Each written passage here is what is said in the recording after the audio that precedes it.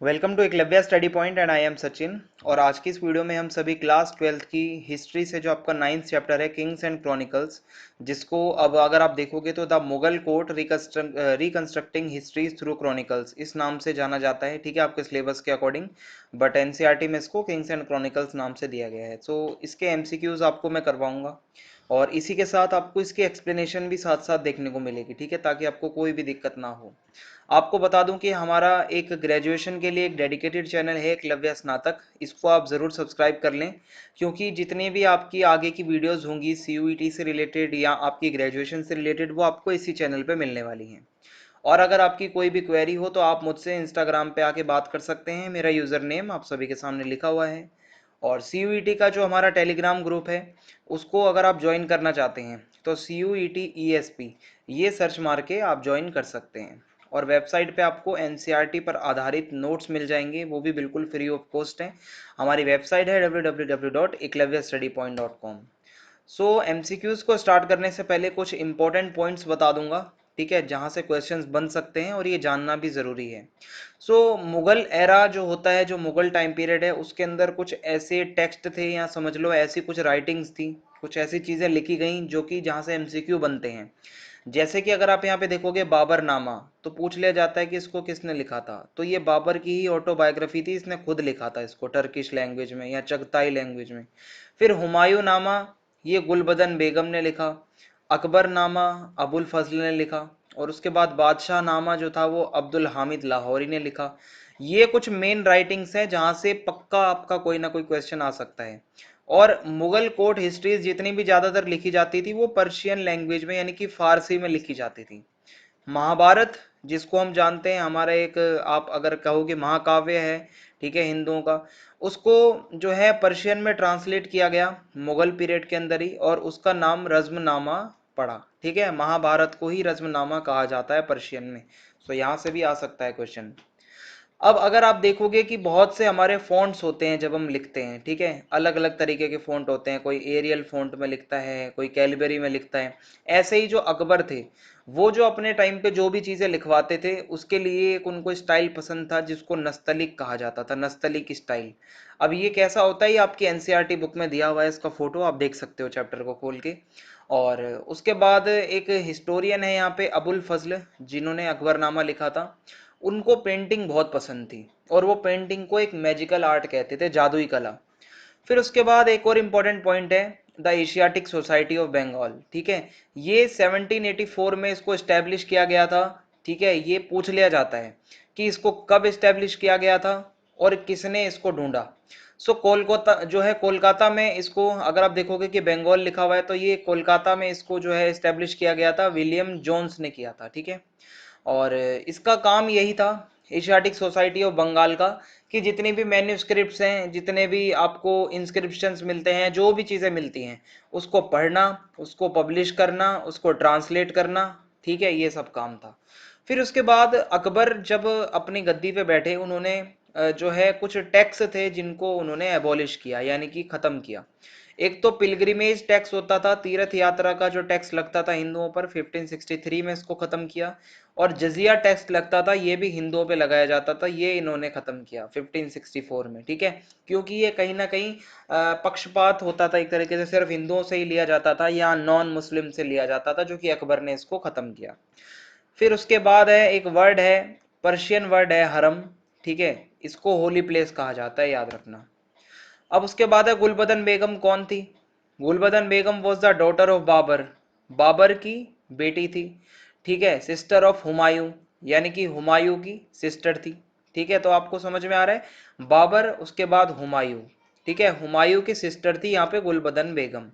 सो इस तरीके से हो जाएगा। और उन्होंने जो हुमायूं नामा लिखा है, वो कहीं ना कहीं मतलब जो है अच्छा खासा हमें इंफॉर्मेशन मतलब प्रोवाइड करता है कि जो उस टाइम पे कैसा मुगल्स का होम वर्ल्ड होता था और कैसी उनकी वहाँ की जो भी विशेषताएं या फीचर्स रहे होंगे। फिर उसके बाद है भारमल। ठीक है, भारमल कौन थे, ये अंबेर के किंग थे। एंड ये पहले राजपूत थे जिन्होंने अकबर की रॉयल आर्मी को ज्वाइन किया। एंड उनकी जो बेटी थी उसकी शादी होती है अकबर से। ठीक है, सो ये आपको पॉइंट इंपॉर्टेंट है, ये याद रखना है इस पॉइंट को।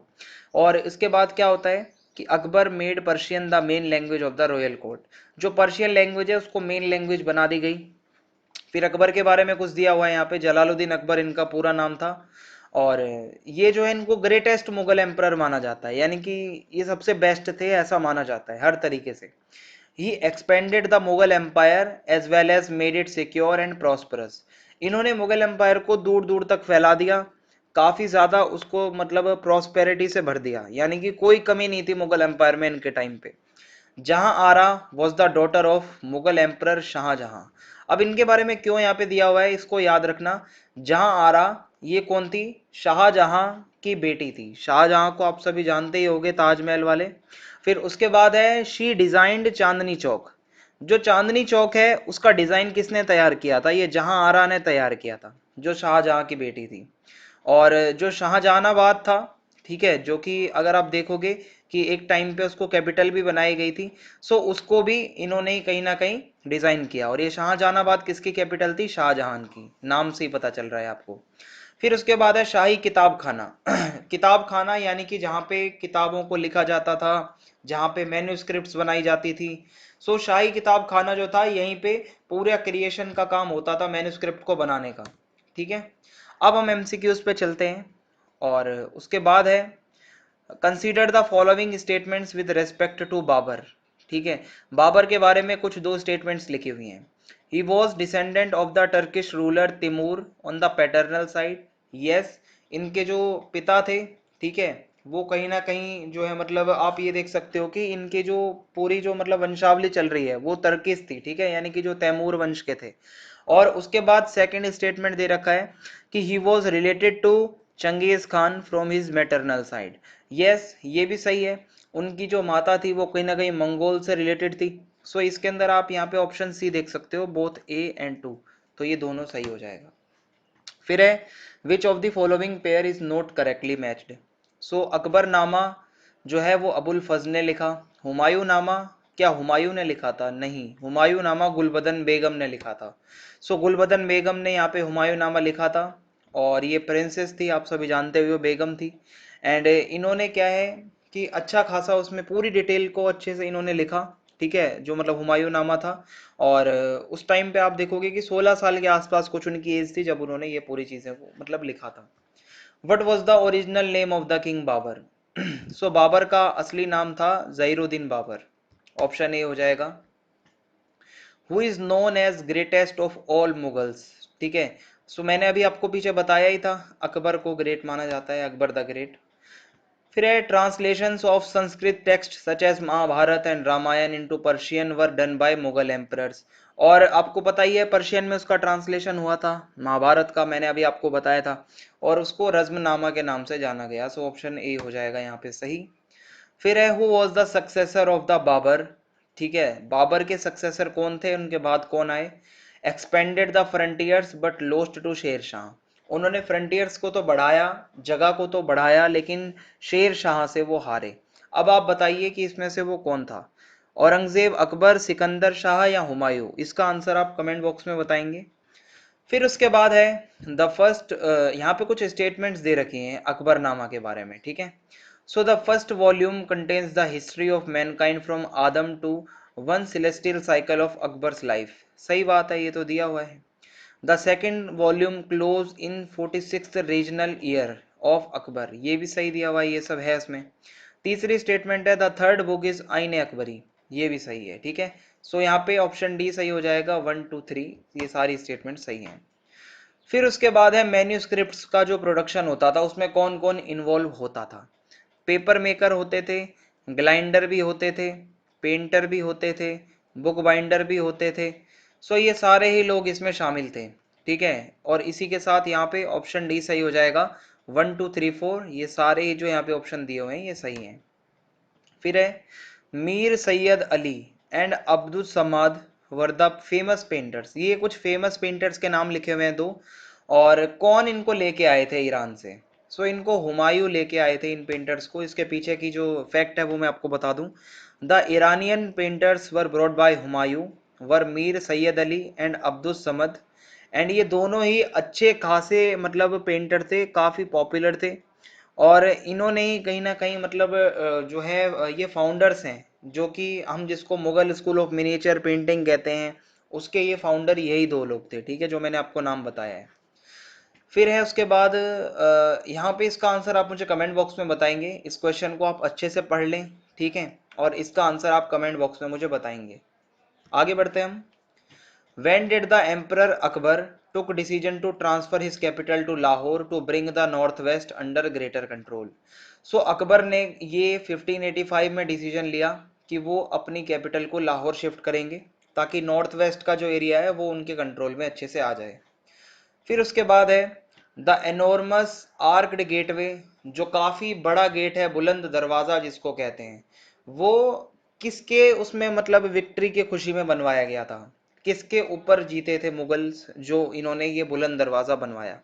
सो गुजरात किंगडम जो था उसके ऊपर विक्ट्री की खुशी में इन्होंने ये बनवाया था। सो बुलंद दरवाजा, डोर ऑफ विक्ट्री भी इसको कहा जाता है। और ये आप अगर देखोगे कि कहीं ना कहीं अकबर ने इसको बनवाया था, क्योंकि जब उन्होंने गुजरात एम्पायर जो पूरा जो एम्पायर था उसके ऊपर विक्ट्री पाने के बाद में उन्होंने बनवाया। फिर है during the Mughal period who held the position of governor in the provincial administration. So ये सूबेदार जो होते थे, ये जो है मतलब पोजीशन थी इनकी गवर्नर के मतलब इक्विवेलेंट बिल्कुल। और यहाँ पे अगर आप देखोगे the governor of the province was officially known as Nizam, इनको निज़ाम भी कहते थे, पर वो निज़ाम से कम और सूबेदार नाम से ज़्यादा जाने जाते थे। ये हो जाएगा। Which language was use as an official language, मैंने आपको बताया है अभी पीछे बहुत बारी, पर्शियन लैंग्वेज थी ऑफिशियल लैंग्वेज मुगल एम्पायर की। Who was the founder of Asiatic Society of Bengal 1784 में, जिसको ढूंढा गया था? तो मैंने आपको बताया था सर विलियम जोन्स, ठीक है। और ये कहीं ना कहीं अगर आप देखोगे तो हमारा जो कोलकाता है उसके अंदर है। On January 15th, 1934, the Asiatic Society of Bengal, which was founded under the name of the Asiatic Society on January 15, 1784, ठीक है। सो कहीं ना कहीं अगर आप यहाँ पे देखोगे कि विलियम जोन्स ने इसको ढूंढा था। The pilgrim centre of Mecca and Medina, ठीक है, जहाँ ये आप अगर दो नाम देखोगे मक्का और मदीना, ये दोनों जगहें क्या है, तीर्थ यात्रा की जगह हैं, जहाँ पे जो मुस्लिम्स है वो जाते थे। ये मुगल एम्पायर जिस टाइम पे था देश में, उस टाइम पे मक्का और मदीना किसके कंट्रोल में था? तो ये जो है ये ऑटोमन्स के कंट्रोल में था, ये आपको याद रखना है। और इनके साथ जो मुगल्स थे वो हमेशा से अच्छे रिलेशन बना के रखने की सोचते थे, क्योंकि उनका पिलग्रिमेज सेंटर था वहां पे मक्का और मदीना का, इसलिए। फिर है हु गिफ्टेड द इलस्ट्रेटेड बादशाह नामा, ठीक है, Badshahnama to King George third in 1799। So Badshahnama जो है गिफ्ट किया था किंग जॉर्ज थर्ड को, किसने किया था? सो जो अवध के नवाब थे, नवाब ऑफ अवध, इन्होंने गिफ्ट किया था। अब इसके पीछे यहाँ लिखा हुआ है इन 1799 the Nawab of Awadh in northern India, north India में यूपी के अंदर, उन्होंने बादशाह नामा जो है वो किंग जॉर्ज थर्ड को भेजा, जो कि ग्रेट ब्रिटेन यानी कि इंग्लैंड के राजा थे। और आज की डेट में आप अगर देखोगे वहां पे एक लाइब्रेरी है द रॉयल लाइब्रेरी, वहां पे ये पड़ा हुआ है, ठीक है, जो बादशाह नामा का इलस्ट्रेटेड वर्जन है। फिर है which Mughal emperor sent a diplomatic envoy to the court of Shah Abbas to plead the Mughal case for retaining Kandahar. अपने वहां से एक डिप्लोमेट को किसने भेजा था? कौन से मुगल एम्परर ने भेजा था शाह अब्बास के दरबार में, ठीक है, कि कंधार हमारा है उसको छोड़ दो? सो ये जहांगीर ने ये काम किया था, ऑप्शन बी यहाँ पे सही हो जाएगा। In which language the book Baburnama was written. So Baburnama जो है वो चगताई तुर्क, ठीक है, इसको टर्किश भी मान सकते हो, चगताई लैंग्वेज में इसको ओरिजिनली लिखा गया था, ऑप्शन बी सही हो जाएगा। बाबरनामा जो है बाबर की ऑटोबायोग्राफी है, खुद ही उन्होंने इसको लिखा है और चगताई लैंग्वेज में है। फिर है which of the following style of calligraphy was the favourite of emperor Akbar. So Akbar की जो फेवरेट स्टाइल थी वो नस्तलिक थी, मैंने आपको बता दिया था, ऑप्शन डी यहाँ पे सही हो जाएगा। फिर है who was the successor of Babur. अब मैं आपको बता दूं कि अगर आपको ये जितने भी मुगल एम्परर्स के नाम याद रखने हैं कि कौन कैसे आया था, तो इसके लिए एक छोटी सी ट्रिक है जिसको आप अपना सकते हो। कि सबसे पहले तो आपको पता है B4 जो है मतलब बाबर आए थे। सो इसको आप BHAJSA बादशाह नाम से इसको आप याद रख सकते हैं। बी से बाबर हो जाएगा, एच से हुमायूं, ए से अकबर, जे से जहांगीर, एस से शाहजहां, ठीक है, फिर औरंगजेब, यहाँ तक तो आप इसको इस तरीके से याद कर सकते हो। ठीक है, तो ये ट्रिक आपको अगर सही लगेगी तो आप पूरी इसको अच्छी तरीके से याद रख पाओगे। सो बाबर के आगे का हमसे पूछा है तो हम बता सकते हैं हुमायूं। ठीक है, हुमायूं थे अगले जो एम्परर आए थे। फिर है in which language the book Akbarnama was written. Akbarnama कौन सी लैंग्वेज में? सो ये पर्शियन में, याद रखना, और पर्शियन को ही कोर्ट लैंग्वेज बना दिया गया था। ठीक है, फिर है उसके बाद who is the author of the book बादशाह नामा। बादशाह नामा के ऑथर कौन है? सो अब्दुल हामिद लाहौरी इसके ऑथर हैं। ठीक है, और ये जो है स्टूडेंट थे अबुल फजल के, याद रखना। और अबुल फजल कौन है? आईने अकबरी और अकबरनामा के राइटर हैं। फिर है in which year did the Asiatic Society of Bengal was founded. So अभी मैंने आपको बताया था 1784 में इसको ढूंढा गया। With reference to Nastaliq, consider the following statements. So it is a fluid style with long horizontal strokes. Yes, एकदम सही लिखा हुआ है. It is written using a piece of trimmed reed with a tip of 5 to 10 mm called कलम dipped in the carbon ink. ये भी सही है. The nip of the कलम is usually split in the middle to facilitate the observation of link. ये भी सही है. So तीनों स्टेटमेंट सही लिखे हुए हैं यहाँ पे. Which of the following festivals was not celebrated by the Mughal kings? Nowruz जो होता था, ठीक है, इसको तो मनाया जाता था। ठीक है, उसके बाद सोलर बर्थडे ऑफ मोनार्क, ये राजा का जो सोलर जन्मदिन आता था, इसको भी मनाया जाता था। ईरानियन न्यू ईयर भी मनाया जाता था, पर ये टर्किश न्यू ईयर जो था इसको नहीं मनाया जाता था। ऑप्शन सी सही हो जाएगा यहाँ पे हमारा। विच of the following ruler has री इम्पोज द जजिया। तो जजिया टैक्स और पिलग्रिमेज टैक्स जिसको कहीं ना कहीं अकबर ने हटाया था, उसको वापस से किसने इम्पोज कर दिया? औरंगजेब ने। और इसी ने सबसे ज्यादा मंदिर तोड़वाए थे, औरंगजेब ने। ठीक है, इन्होंने वापस से हिंदुओं के ऊपर ये टैक्स लगा दिया था। फिर उसके बाद है who revise the first 2 volumes of बादशाह नामा। सो सदाउल्ला खान जो थे, इन्होंने ये फर्स्ट 2 वॉल्यूम्स को रिवाइज किया, दोबारा से अपडेट करके कहीं ना कहीं लिखा। इसके पीछे एक फैक्ट है, बता देता हूँ। द बादशाह नामा is the official history in 3 volumes. ठीक है, कहीं ना कहीं इसके 3 वॉल्यूम्स हैं। लाहौरी जो थे, ठीक है, अब्दुल हामिद लाहौरी, उन्होंने पहले 2 वॉल्यूम्स को कहीं ना कहीं लिखा। ठीक है, और इसमें अगर आप आगे देखोगे कि इसी को रिवाइज करके सदाउल्ला खान ने लिखा, जो कि शाहजहां के वजीर थे। फिर है who wrote the book Humayun नामा। हुमायूं नामा गुलबदन बेगम ने लिखा। और उसके बाद है during the reign of which Mughal emperor the fort of Agra was constructed. So Agra का किला जो था वो अकबर के टाइम पे बना। ऑप्शन ए यहाँ पे हमारा सही हो जाएगा। फिर है with reference to the important ministers at centre during the Mughal court consider the following statements. कुछ मिनिस्टर्स के बारे में स्टेटमेंट दी हुई है। Diwani Ala was the finance minister, okay. Sadr us Sudur, ठीक है, Sadr us Sudur was the minister of grants. So ये दोनों ही सही है, बोथ ए एंड बी, या आप कह सकते हो 1 and 2 are correct. So option C सही हो जाएगा। फिर है who translated the Akbarnama to the English language. Akbarnama जो पर्शियन में था, इसको इंग्लिश में किसने ट्रांसलेट किया? हेनरी बेवरेज ने किया। सो अब ये नहीं है, इनकी डेथ हो गई है। सो हेनरी बेवरेज जो है, इनको काफ़ी डिकेड्स लग गए थे इसको कंपाइल करने में, इंग्लिश ट्रांसलेशन करने में। और ये टास्क इनको किसने दिया था? ये एशियाटिक सोसाइटी ऑफ बंगाल ने दिया था। ठीक है, आपको पता ही है कि एशियाटिक सोसाइटी ऑफ बंगाल का क्या काम था। जितने भी आपको मैन्युस्क्रिप्ट मिले हैं, इंस्क्रिप्शंस मिले हैं, उनको पब्लिश करना, उनको ट्रांसलेट करना। फिर है which ruler replace the highest form of submission sijda with 4 taslim and जमीन बोस। सो यहाँ पे अगर आप देखोगे कि 4 तस्लीम एंड जमीन बोस से ये किसने मतलब इसको रिप्लेस किया था सिजदे को? शाहजहां ने। ठीक है, इसमें क्या होता था कि भाई मान लो बादशाह आ रहा है तो उसके पैरों को चूमो, ठीक है, उसके कदमों को चूमो, या फिर सिजदा करते हुए आओ। ये सब एक मतलब उनको चाहिए था कि मतलब रिस्पेक्ट के तौर पे करवाना है। फिर in which year the court army and household moved from Agra to the newly completed imperial capital Shahjahanabad. So अगर आप देखोगे आगरा से शाहजहानाबाद जो है, यहाँ पे शाहजहां लेके गए थे 1648 में। ऑप्शन ए सही हो जाएगा। In which year did the Babur, ठीक है, in which year did the Babur memoirs was translated into Persian language. So 1589 में ये ट्रांसलेशन हुई थी।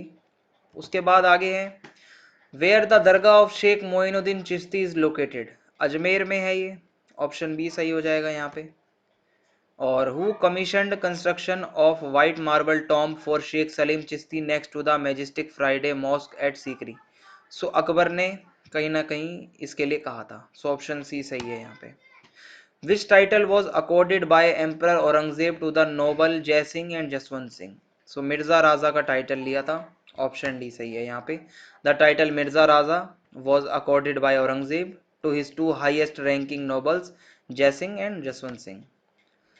Who introduce the concept of jharokha darshan. Jharokha darshan का मतलब है कि अपनी बालकनी में जाके जो वो खिड़की सी लगी होती है वहां पे खड़े होके जो नीचे जितनी भी पब्लिक खड़ी है उनके साथ कहीं ना कहीं, मतलब आप देख सकते हो कि इसको ऐसे समझ लो कि जैसे आप कोई हीरो वगैरह को देखते हो वो अपनी बालकनी में जाके हाथ हिला देता है, तो इसी तरीके से जो ये अकबर होता था इसने ऐसे कुछ कर रखा था कि अपनी बालकनी में जाके ये सुबह सुबह खड़े हो जाते थे, लोग इनका दर्शन करने के लिए आते थे। यही हो जाएगा। और इसी के साथ जितने एमसीक्यूज थे इंपॉर्टेंट मैंने आपको बता दिए हैं। अगर आपको वीडियो अच्छी लगी हो तो आप चैनल को सब्सक्राइब करना ना भूलें, वीडियो को ज़्यादा से ज़्यादा लाइक कर दें और कमेंट करके ज़रूर बताएं कि वीडियो आपको कैसी लगी। एंड वीडियो को ज़्यादा से ज़्यादा आपको शेयर भी करना है। जय हिंद, जय भारत, बहुत बहुत धन्यवाद आप सभी का।